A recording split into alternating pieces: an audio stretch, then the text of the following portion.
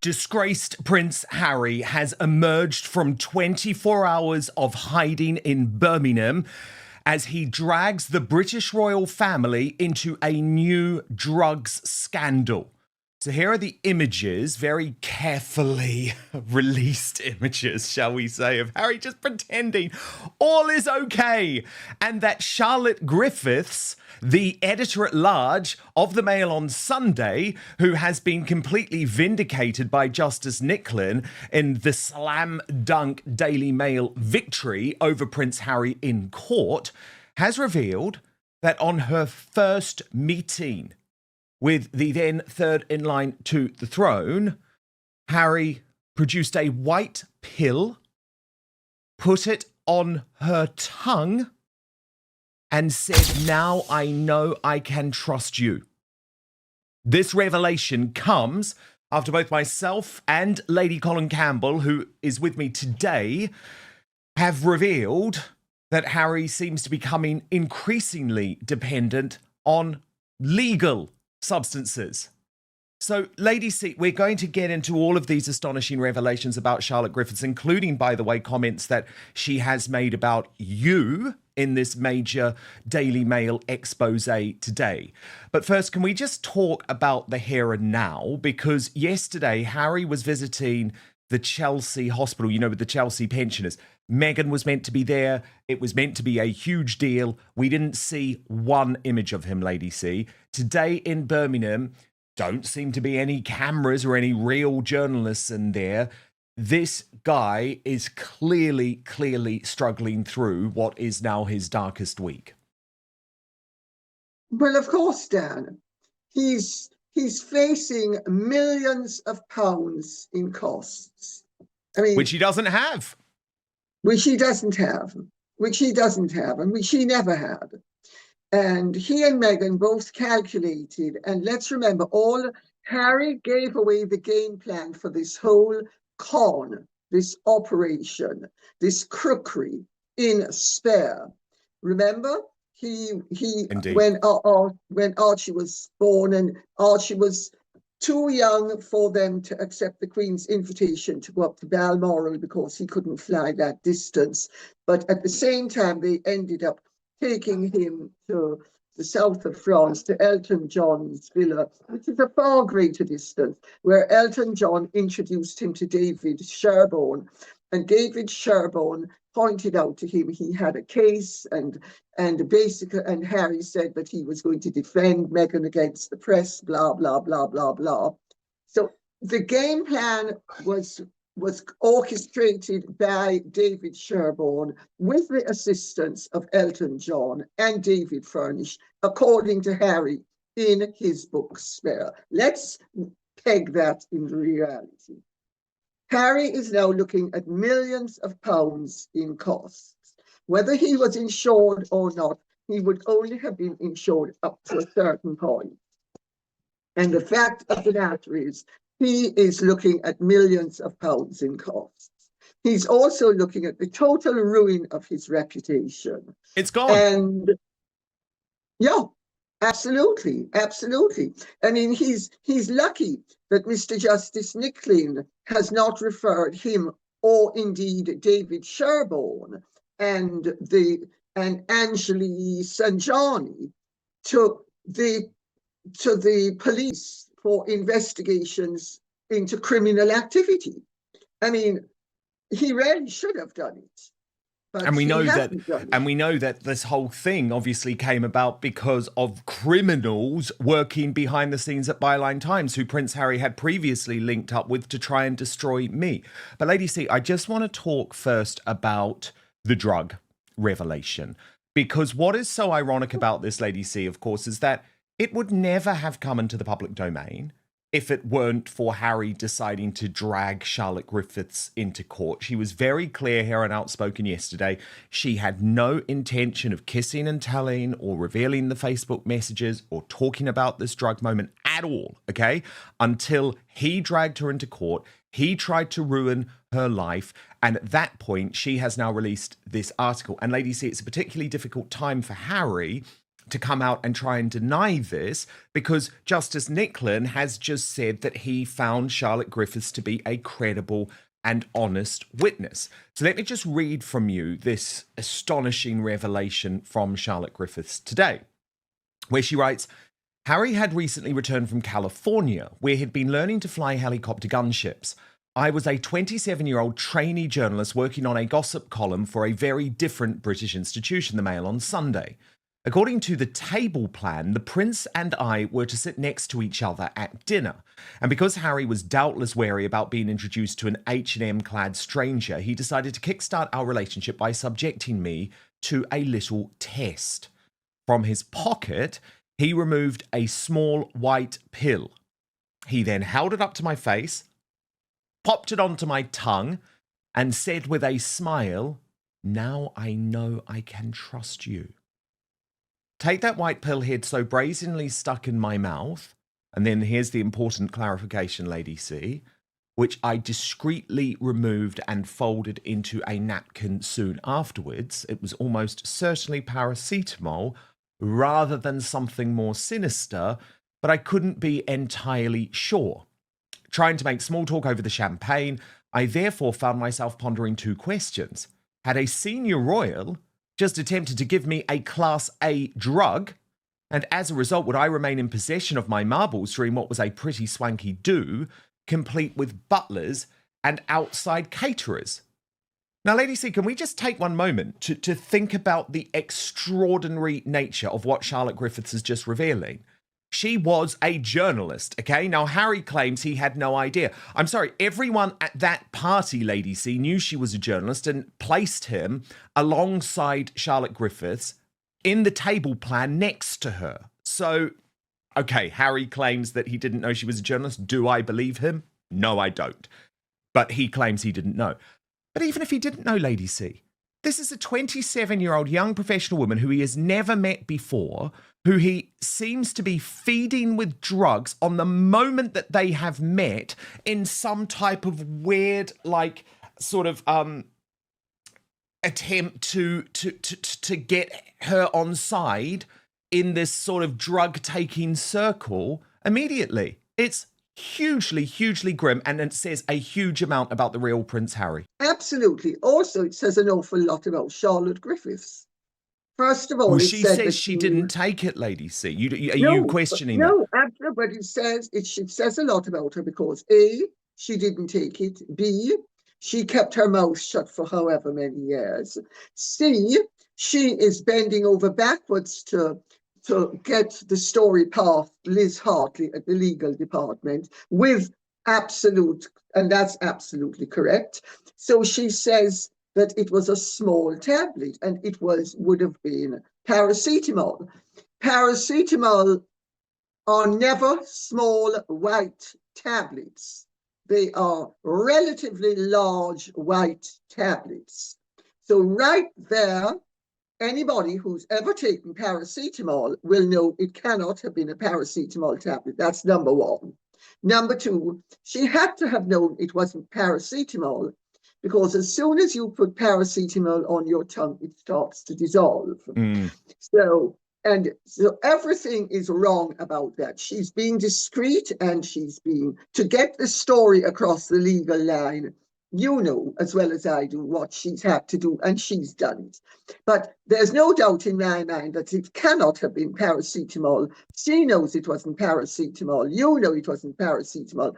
I know it wasn't paracetamol. And I'm pretty damn sure Harry would never have been taking around paracetamol. So that's the very first thing. She then goes on... She then goes on to say, Lady C... Stop, Dan, listen. Yeah. I'm feeling a little bit agitated. Doria, bring me some weed. Well... Or maybe Mickey and Aurora can get some Coke for me. That will sort of stop my throat from being so parched. Some Diet Coke, Lady C. Yeah.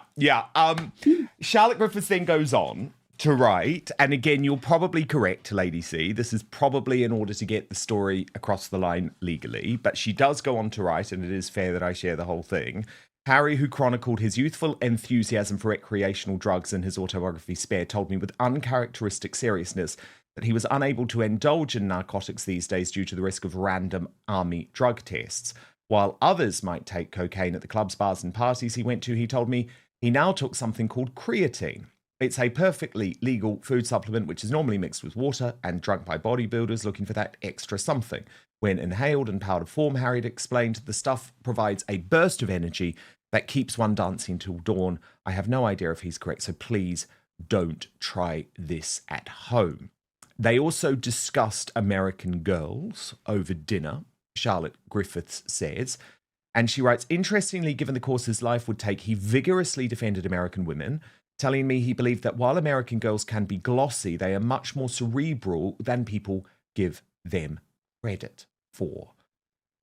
So what do you make of that, Lady C? The fact that it's almost worse. Can I just be honest about it? It's almost worse if he's not taking the drugs, but he's wanting the women around him so that he can trust them to be off their face on creatine or whatever it happens to be. That's almost worse.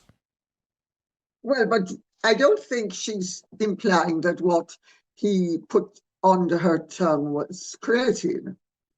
I don't think. No, she's not. She's saying it's paracetamol. No. But you know the point that I'm making, Lady C. No, whatever absolutely. he's... The point you're making is that he wanted them to be pie-eyed while he was ostensibly relatively sober. Yeah, and I'm saying that doesn't make him a gentleman. So what I'm saying is that even if she is telling the truth, which is that because of his army drug tests, he wasn't able to take illegal substances at that particular time. Even if she's telling the truth, it doesn't make it any better that he's offering things up to women who he's just met. I would argue that is a very unprincely, ungentlemanly thing to do. Oh, it makes it much worse, Dan. Yeah. Because it means that he's in control and sober, or, well, at least not sober in terms of drugs, if not drink. Well, the girls are their level of control has been diminished as a result of the tablets he's placed in their mouths. I mean, the whole thing is seriously decadent. But then, of course, we've always known that Harry was seriously decadent. Yeah, but if this was someone other than Prince Harry doing this, Lady C, that person would be described as a creep. And as someone not to be trusted. You can certainly describe Harry as not only a creep, but a jerk. Now, Lady C, at the time, you might remember this, there was a lot of conjecture involving Katie Nichols' book. Now, she was Charlotte Griffiths' boss at the Mail on Sunday at the time. And it was this conjecture about whether Prince Harry had swallowed a goldfish at the wedding of his former nanny, Tiggy Legg Burke. And of course, this allegation had to be removed from the book because Harry denied it. But Charlotte Griffiths reports that his chums thought the whole thing was hilarious and adds, the dining room in our country house contained a large aquarium. As we walked past it, a friend joked, I hope you're not going to swallow another goldfish, Harry. So again, obviously, my reading of this is that it seems like Harry lied again to deny a journalist's claim, and we now have a whole load of track record of him lying, Lady C, from Spare to Netflix to Oprah to court, and lied about it, and his friends thought it was hilarious, and that he seems probably true that he had swallowed this goldfish. Well, certainly the implication from his friends' comments is that he had swallowed the goldfish. He admitted it to them. They knew he'd swallowed the goldfish. And that's the implication of don't swallow another goldfish. And Harry, now Lady C tries to make a big thing about the fact, he's under threat because of his kill count. He's an Islamist terror threat because he revealed the kill count of the Taliban members who he killed in Spare. But Charlotte Griffiths writes, after lunch, this is on the next day, they're a little bit hungover, and she writes, after lunch, we all retired to a cinema room, and as it was getting dark by then, we all watched a couple of films. One was an action movie that culminated in Islamic fundamentalists attempting to shoot up the White House, a scene that Harry was particularly affected by. Allahu Akbar, he proclaimed loudly to the room, rolling his eyes. So again, Lady C, look, that's probably just a throwaway line, but it is quite interesting, isn't it?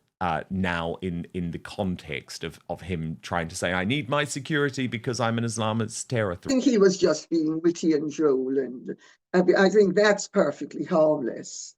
And I mean, it's a sort of thing I would say. Yeah, exactly. And he did fight the Taliban. No, I don't have a huge problem with him doing that, I'll be honest. Then there's the whole question, Lady C, and I did ask Charlotte about this yesterday, about whether there was a romance between them, because my suspicion was always that there was, but she denies it, writing, at some point while we were all watching it, Harry shuffled over to my beanbag, got under the blanket, and I was sitting under and put his arm around me. There was nothing particularly romantic about the sweet gesture. Although I wasn't physically attracted to him, I felt slightly uncomfortable. I was dating someone else at the time, and besides, he'd kissed another girl the night before, a girl who had turned up for the weekend, on the arm of one of his friends. By breakfast, it all seemed to have become part of the previous night's entertainment, and everyone simply laughed it off. So, what do you make of that, Lady C? Well, I will make an observation, Dan, that if they had something, it would have been a passing fling. And if it was a passing fling, especially in the light of all that has happened, she would be very silly to actually acknowledge that there had been anything that had happened between them. So I am not saying that I accept or take with a pinch of salt. I keep an open mind on it. Yeah, because my read of the messages... Sorry? Well, I was just going to say, my read of the messages was that it had been romantic. So because, you know, he was very flirty. He called her Charlotte G-string. He spoke about the cuddle. So I did want to actually put it directly to Charlotte yesterday because, you know me, Lady C, I'm very fair. You know, if I've said something, I want people to have the opportunity to respond. So I just want to show you what she said and get your reaction off the back. The Mr. Mischief thing, and this has obviously become really important, you use it first. So it's a little nickname, seemingly, between the two of you. But he does acknowledge it, doesn't he, later? So do you think he would have been aware of it? Aware of the nickname Mr. Mischief? Yes. Well, that weekend, everyone came out with mad nicknames for each other. We all know what mine was. And I didn't know him that well. So I felt it was a bit over familiar to come up with a nickname. So I came up with Mr. Mischief. It wasn't very good. I have to say, I wish I'd been a bit wittier. But again, this is the first time I'd met the guy, and I'd spent two days and 2 nights with that whole gang. So I got to know them pretty well. And the thing, Charlotte, he does use the term. I think this is one of the reasons that he has been caught red-handed, because yes, you use it first, but he then says back to you, Mr. Mischief, ? How do I get that title? I was surely no worse than anyone else. So he is at least acknowledging that he's aware that you had called him it, at the very least. Yeah, he was. And, I think it's all sort of harmless banter, really. You know, we were some 20-year-olds sort of reminiscing about a wild weekend. And I asked Lady C after that whether there had been a romantic relationship between them, and she said no. Well, a weekend bonk is hardly a romantic relationship. It's a weekend bonk. I'm not saying that they had a weekend bonk, but the way they conducted themselves and continued for quite an extensive period of time thereafter shows that there was certainly a frisson of attraction between them. I mean, she might like to deny it now, but she was right up there with him in responding and in provoking. So I think the only rational reading of the situation is that there was some attraction between them.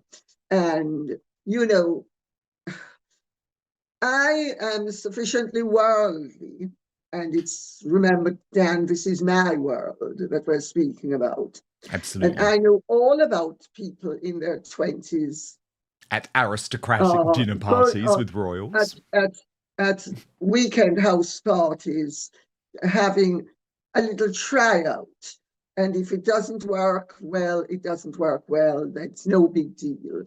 But so whether they actually let's put it this way, whether things came to fruition or not, they certainly started out with the intention of it. There was an attraction there, it's obvious. And I don't knock her for saying now that nothing happened, even if something did happen, because she really needs to maintain her dignity. And it would be really very tacky of her to say, well, actually, we had a roll in the hay and yes, I really didn't think he was any good, or, you know, the train arrived very early at the station, and I'm used to trains arriving a little bit late. And quite frankly, I didn't want to have to take my suitcase off before the doors were even open, sort of thing. Yeah, and she was very clear that she was embarrassed that these Facebook messages had been released. She had absolutely no intention of releasing them herself. Over many years, she had never considered kissing and telling on Harry in any way. It was only because she needed them, given he was accusing her of phone hacking, which just seems extraordinary. But Lady C, Charlotte Griffiths doesn't seem particularly happy with you in today's Daily Mail piece. This is what she wrote, and then I'll let you respond. She said, I was saddened, if not entirely surprised, that in the sewers of social media, where women are routinely abused and objectified, I was bombarded with tens of thousands of messages dubbing me a harlot and a slut and worse. At one point, Lady Colin Campbell, the sensationalist royal commentator, saw it fit to call me a drunkard. The hatred and bile was sickening. Were you surprised to see that, Lady C? Well, I certainly was. Because insofar as I recall, I never called her a drunkard. She called herself a drunkard. And to help her and exonerate her, I made the point that she was aware, that she made the point that she, and she says it, listen to what she said and listen to her explanation. She was drunk. They were both high-eyed. She said they were all drunk for the whole of the weekend. And then there was another meeting where they were both drunk as well. So she said she was drunk. I do not recall having said she was a drunkard. What I do recall saying is that I understood that she was caught up in a sort of drunken weekend with young people, like it's no big deal, and that she's cleaned up her act and gone on to get married and have children. And so for her to actually say that shows that yet again she's not particularly accurate. And also, as a friend of mine said to me, who phoned me up and said, and brought it to my attention, and I said, oh, well, I can't, this is ridiculous. And she said, well, don't take it to heart, because you're the only name she's mentioned, and she's clearly dropping your name, because what she's doing is saying, look, I'm now so famous that even Lady Colin Campbell mentioned me. But since she can't put it like that, she accuses me of calling her a drunkard. Well, she called herself a drunkard. She said that they were drunken weekends. Listen to what she said. I mean, but this, again, is typical of a certain category of journalist, which you fortunately have never been. But you and I both know that there are many journalists who will scrape the bottom of any barrel if they think it's going to suit them. And she's clearly one of them. And let's remember also, she has a long track record of coming up with very pro-Harry and Meghan things.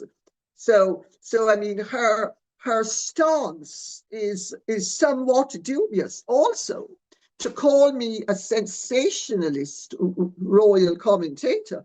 First of all, I've written about 14 or 15 books. I'm not primarily anything but an author. That's number one. Number two, anybody who's ever watched my show will come, and in fact, I'm constantly being commended for being anything but sensationalistic, that I actually take a very measured point of view of everything.